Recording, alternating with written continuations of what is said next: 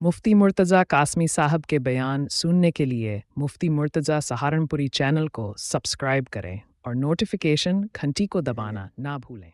मसलु मा युनफिकूना, मिसाल उन लोगों की जो खर्च करते हैं, जो कुछ वो खर्च करते हैं इस दुनिया की जिंदगी में, यानी काफिर लोग।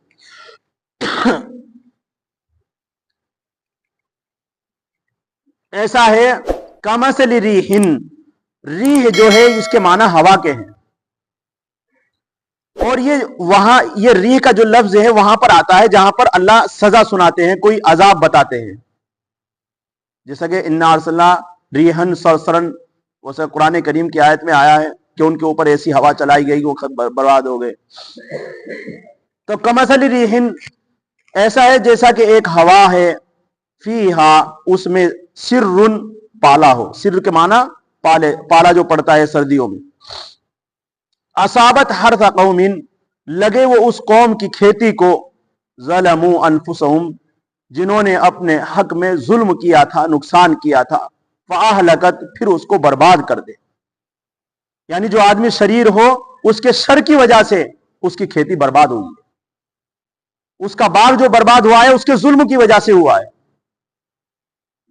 अब अगर कोई कहने लगे कि अल्लाह रब्बुल इज्जत ने इस आदमी के ऊपर जुल्म किया है, यह बात नहीं होनी चाहिए, क्योंकि अल्लाह ने इसके ऊपर जुल्म नहीं किया, इसने खुद अपने ऊपर जुल्म किया है कुफ्र इख्तियार करके। अल्लाह ने इसके ऊपर जुल्म नहीं किया है कि इसके कोई चीज काम नहीं आ रही है, इसने खुद अपनी उन चीजों को बर्बाद किया है कुफ्र इख्तियार करके।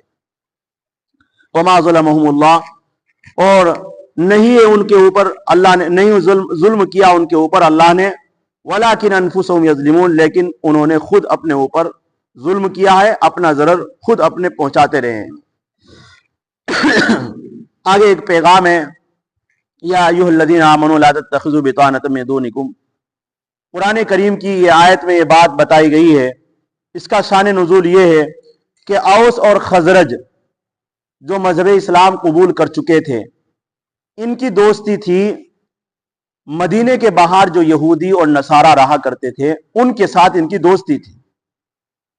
और दोस्ती जब ये मजहब इस्लाम कबूल कर लिया तो उस वक्त भी उनकी दोस्ती बरकरार रही, मिलते जुलते रहे, आपस में बात करते रहे, जो दिली दोस्ती चल रही थी वो चलती रही।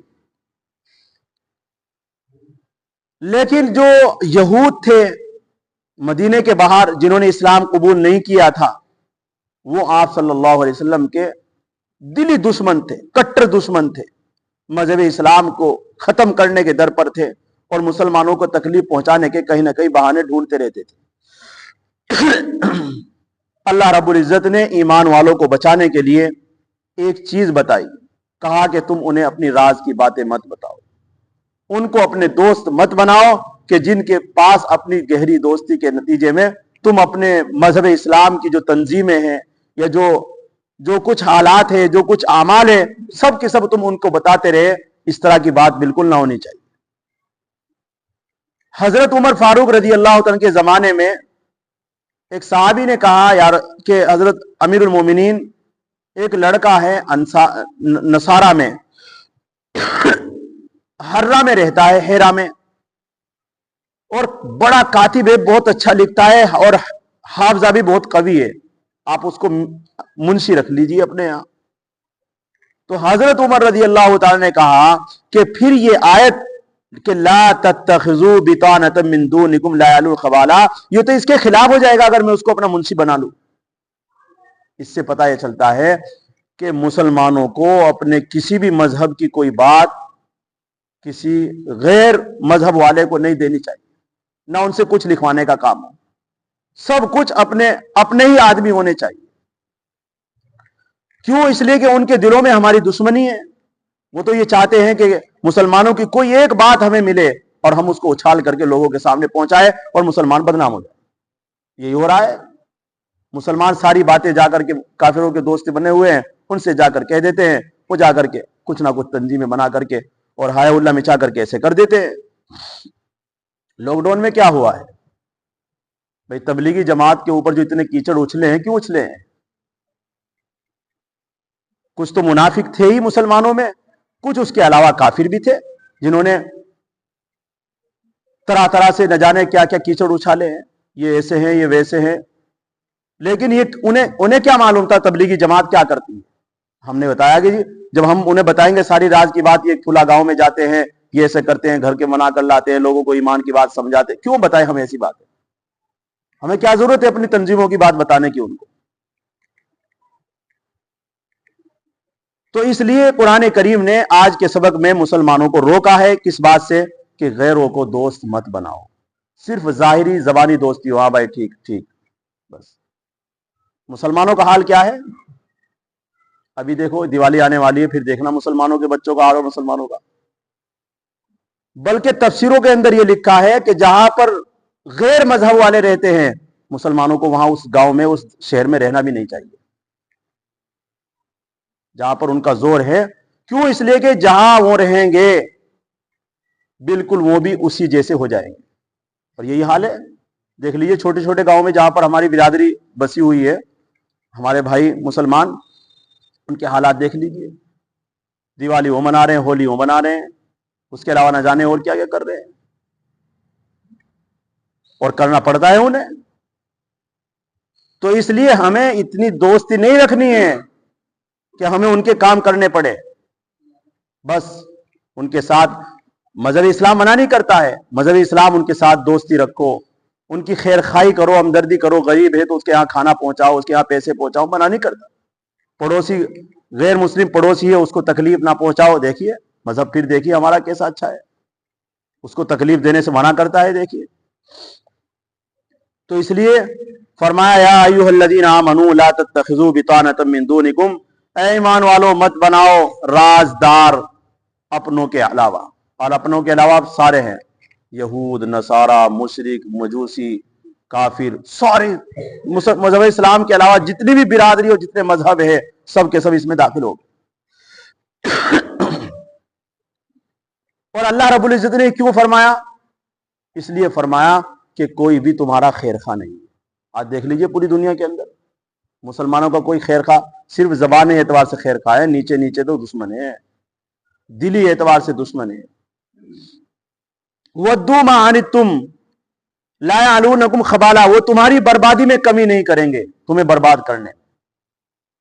اگر تم نے ان کو دوست بنایا، رازدار بنایا، تو تمہیں برباد کر کے چھوڑیں گے، تمہیں کمی نہیں کریں گے تمہاری بربادی میں، کیونکہ انہیں مزہ آتا ہے جب مسلمان روتا ہے، جب مسلمان بلکتا ہے تو انہیں مزہ آتا ہے، جب مسلمان چیختا ہے انہیں مزہ آتا ہے، اور ہم ہی چکھواتے ہیں۔ جب انہیں اپنی سارے راز بتائیں گے تو پھر ایسا ہوگا۔ وَدُّوا مَا عَنِتُّمْ، وہ چاہتے ہیں کہ تمہیں تکلیف میں دیکھیں۔ اب یہ ہے سارا خلاصہ، اس ساری بات کا خلاصہ کیا ہے؟ وَدُّوا مَا عَنِتُّمْ، اللہ کہہ رہے ہیں کہ وہ تمہیں چاہتے ہیں کہ تمہیں تکلیف میں دیکھیں، ان کی چاہت ہے، تمنا ہے کہ مسلمان روئے، مسلمان بل کے۔ اسی وجہ سے ہمارے رسول صلی اللہ علیہ وسلم پر طرح طرح کے آج الفاظ ہیں، ان کے اوپر طرح طرح کے قصیدے کسے جا رہے ہیں۔ قال قد بدت البغضاء من افواہہم، البتہ ظاہر ہو چکی ہے دشمنی ان کے منہ سے۔ آج ساری قوم، جتنی برادریاں ہیں، جتنے مذہب ہے، ان کی زبانوں سے ظاہر ہوتا ہے کہ مسلمانوں کا کوئی بھی خیر خواہ نہیں۔ وما تخفی صدورہم اکبر، اللہ کہتے ہیں کہ ان کے دلوں میں جو بات چھپی ہوئی ہے، یعنی جو دشمنی ہے، اکبر، وہ بہت کچھ ہے تمہارے لیے۔ اب دشمن کے دل میں جب دشمنی ہو تو اس سے بڑی تو کوئی چیز نہیں ہے ہمارے خلاف۔ قد بینا لکم الآیات، اللہ کہتے ہیں ہم تمہیں کھول کھول کر بتا رہے ہیں اپنی آیت۔ یہ جو راز کی باتیں ہیں اللہ آج، یہ ان کے ساتھ نہیں تھا، یہ ہمارے ساتھ بھی آج بھی۔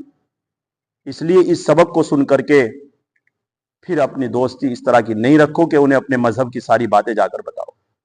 ہماری مسجد میں کیا ہو رہا ہے، وہ پوچھیں گے آپ کی مسجد میں کیا ہو رہا تھا، آپ جا کر بتائیں گے جی وہ تفسیر ہو رہی تھی۔ کیوں بتائیں؟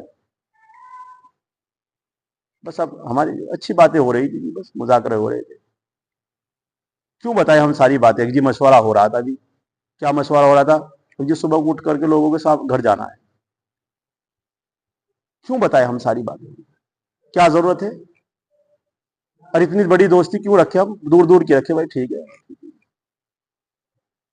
جب وہ ہمارے سے اسی دوستی دلی نہیں رکھتے ہیں تو ہم کیوں رکھیں؟ ان کی کبھی بھی آئے گی وہ آیت انشاءاللہ سورہ النساء میں، کہ غیر مذہب والے مسلمان سے دلی دوستی کبھی نہیں کرتے، کچھ نہ کچھ لالچ ہوتا ہے۔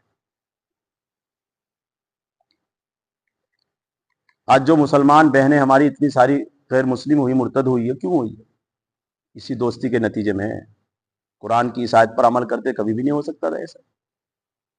بھائیوں سے دوستی ہوئی تو گھر میں آنا شروع ہو گئے، گھر میں جب جانا شروع ہوئی تو کانٹیکٹ ملیں گے۔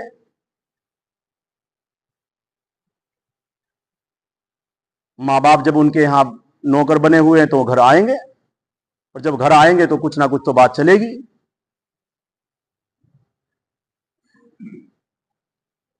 آج مسلمانوں نے اپنی اپنی بڑی بڑی بزنسوں پہ غیر مسلموں کو بٹھا رکھے، اسی وجہ سے آگے چل کر کے پھر ان کی سب ختم ہو جاتا ہے معاملہ۔ مسلمان چاہے کتنا پڑھا لکھا ہو، بیچارہ مزدوری کرتا پھر رہا ہے، اور غیر مسلم تھوڑا سا بھی اگر پڑھا ہوا ہے اسے مسلمانوں نے اٹھا کر بٹھا رکھا ہے کمپیوٹروں پہ اور اپنی آفسوں میں۔ یہ حالات ہیں ہمارے، اسی وجہ سے مسلمان ناکام ہیں۔ اس لیے قرآن کیا کہہ رہا ہے؟ اے ایمان والو، قرآن چیخ چیخ کر کہہ رہا ہے لا تتخذوا، مت بناؤ، بطانتن، بطانہ کے معنی آتے ہیں ولی، دوست، رازدار، بھیدی، یہ سارے معنی ہیں۔ کیونکہ بطانہ کے معنی کیا ہے؟ کپڑے کا اندر والا استر، کپڑے کا اندر والے استر کو بطانہ کہتے ہیں، اور باہر والے کپڑے کو کہتے ہیں زہارا۔ تو جیسے زہارا ہے ایسے ہی بطانہ ہے۔ تو تم کپڑے کا اندر والا استر مت بناؤ، انہیں باہر والا کپڑا بناؤ بس۔ ٹھیک ہے بھائی، اوکے۔ من دونکم، اپنوں کے علاوہ، یعنی مسلمانوں کے علاوہ کسی کو رازدار نہ بناؤ۔ لا یعلونکم خبالا، وہ تمہاری بربادی میں کمی نہیں کریں گے، کوئی دقیقہ بات اٹھا کر نہیں رکھیں گے۔ ودوا ما عنتم، تم چاہتے ہیں کہ تمہیں تکلیف میں پہنچائے، تکلیف میں رکھ پائے، ان کی تمنا ہے۔ واقعی یہ بغض ان کے منہ سے ظاہر ہو پڑتا ہے، کبھی کبھی وہ زبان سے بھی یہ بات کہہ دیتے ہیں۔ وما تخفی صدورہم، جس قدر ان کے دلوں میں ہو وہ تو بہت کچھ ہے، جو کچھ انہوں نے اپنے سینوں میں چھپا رکھا ہے وہ بہت کچھ ہے۔ قد بینا لکم الآیات، ہم تمہیں اپنی آیتیں کھول کھول کر بیان کر رہے ہیں تمہارے سامنے۔ ان کنتم تعقلون، بس تمہیں چاہیے تھوڑی سی عقل کر، کیا چاہیے؟ تھوڑی سی سمجھ اختیار کر لو بس۔ اگر تھوڑی سی سمجھ اختیار کر لیا، جیسے قرآن کہہ رہا ہے، انشاءاللہ ہمیشہ تمہارے لیے کامیابی اور فتح اور نصرت تمہارے ساتھ رہے گی۔ آج جو مسلمان حکومتیں ہمارے ہاتھوں سے چھینی ہے، اسلامی حکومت کیوں چھینی ہے؟ چین اور بہت سارے ملک کی بات ہے، وہ لوگ جو ہے نا ایسے آدمی کو بٹھاتے ہیں اپنے پاس، ان کے جو ملک والے ہیں، جو ان کے مملکت کو، ان کی سلطنت کو، ان کے کفر کو، ان کی دشمنی کو بے حد دل سے تسلیم کرتے ہیں، اس لیے ان کی حکومت چھینی نہیں جاتی، جیسی چل رہی ہے چل رہی ہے۔ اور مسلمان اٹھا کر کے جب بادشاہ بن جاتا ہے تو اٹھا کر کسے رکھتا ہے؟ اسے بلاؤ، ان کا بھی حصہ ہے، رکھو، لیکن بالکل راز کی باتیں لکھوانے پر نہ رکھو کہ آج یہ لکھ دو، آج یہ لکھ دو، آج یہ ہوگا، آج یہ ہوگا۔ بالکل ہمارے ہندوستان کے اندر سے جو حکومت چھینی ہے، اس کی وجہ یہی لکھی ہے کتابوں کے اندر۔ اس لیے اللہ تبارک و تعالی ہمیں ان چند باتوں پر عمل کرنے کی توفیق نصیب فرمائے۔ اللہ تبارک و تعالی ایمان کو ہمیں اپنے مضبوط کرنے کی، مضبوط بنانے کی توفیق نصیب فرمائے۔ الحمدللہ۔